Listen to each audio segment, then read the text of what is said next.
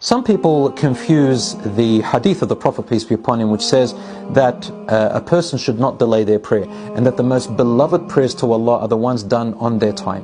What does it mean to do it on its time? I had a brother the other day who asked me, if I was, say, watching footy or soccer or was doing some kind of hobby of mine, and then one of the prayers, kicked in, and I delayed it a little bit. Am I doing shirk? Am I making partners with Allah? Or am I a hypocrite? Or am I sinful? And the answer to that, brothers and sisters, all the scholars unanimously agreed on this, is that it is neither sinful nor is it shirk. In fact, you are permitted to delay your salat from the beginning of its time, even without a reason, so long as you do not pray it outside of its designated time.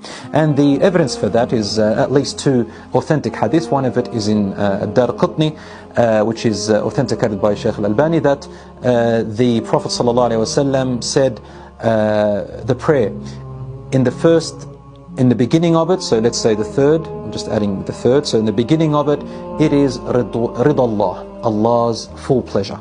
And if you pray it in the middle of the time, then it is Allah's mercy. And if you pray it at the end of its time, it is Allah's pardoning, afu. So I'll give you an example. Dhuhr starts, let's say, at 12:30 p.m.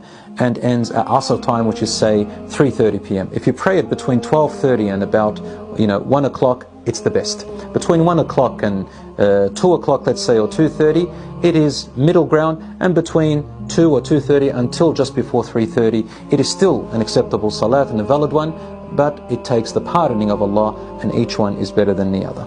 The other hadith is in Sahih Muslim, where the Prophet ﷺ explained to a man about the timings of the prayer, and he said to him, these are their times, between here to here. And he explained every salat, beginning when and ending when. So you can pray any time during that time.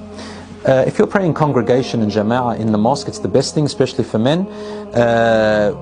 Joining the jama'ah and congregation far outweighs praying by yourself at home by 27 degrees. And the scholars said that if you're going to a jama'ah, the congregation happens to be a little bit delayed from the beginning of the salat time, say for example 12:30, they prayed at 1, then it is better to pray with the jama'ah, with the congregation at 1 rather than at 12:30 by yourself.